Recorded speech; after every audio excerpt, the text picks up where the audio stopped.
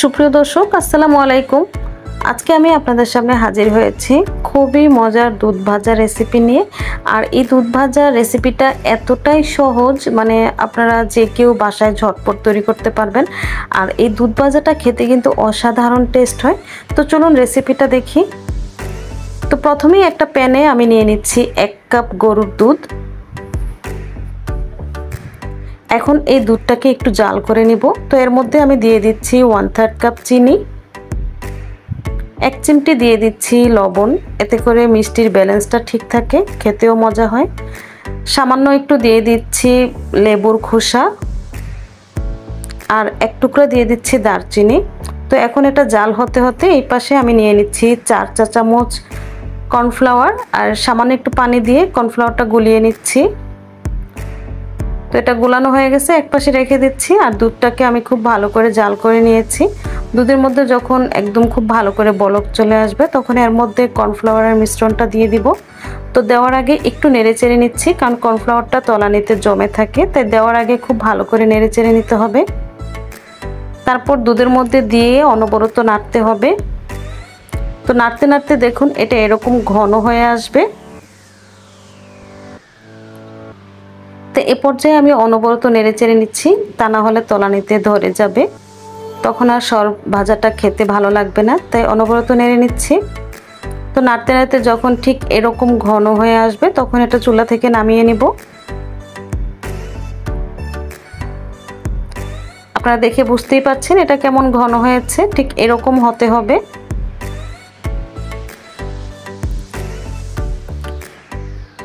তো দুধের মিশ্রণটা আমি নামিয়ে নিচ্ছি। এখন একটা বাটিতে আমি এটা ঢেলে নিব।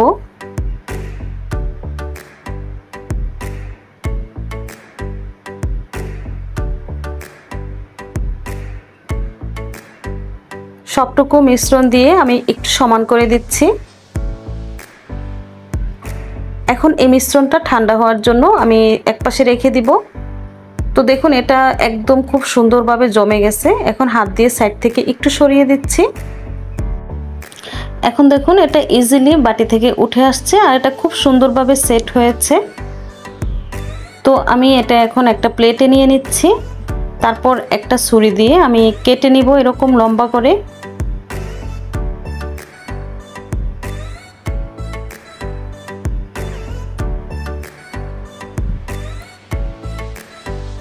এটা যেহেতু একটু বেশি লম্বা, তাই আমি মাঝখান থেকে আরেকটা পিস দিয়ে নিচ্ছি। বাস হয়ে গেছে। দেখুন এটা কতটা সুন্দরভাবে জমেছে, খুব সুন্দর হয়েছে।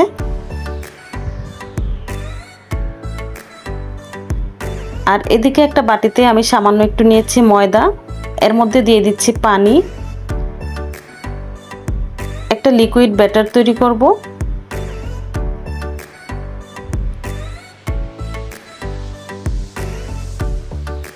সামান্য একটু লবণ দিয়েছি, বাস হয়ে গেছে। আর এদিকে আমি ব্রেড ক্রাম নিয়েছি। এখন দুধের এই মিশ্রণটা আমি ময়দার ব্যাটারে চুবিয়ে তারপর ব্রেড ক্রাম দিয়ে কোট করে নিব।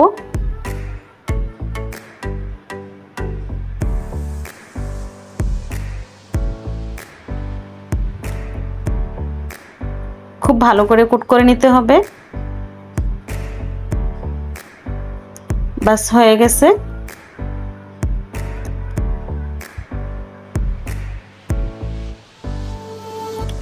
আমি আরো একটা কোট করে দেখাচ্ছি আপনাদেরকে।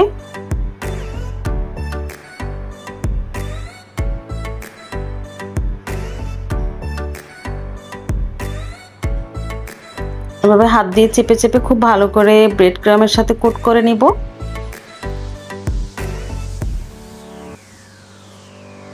তো সবগুলা আমার কোট করা হয়ে গেছে। এখন আমি একটা প্যানের মধ্যে তেল গরম করে নিয়েছি।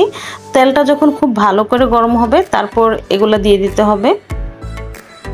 আর চুলার আঁচটা মিডিয়াম রেখে তারপর এগুলা ভেজে নিব।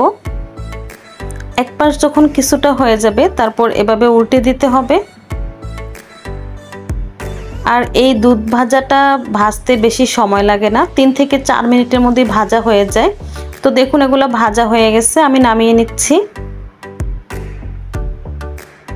তৈরি হয়ে গেছে অসম্ভব মজার দুধ ভাজা।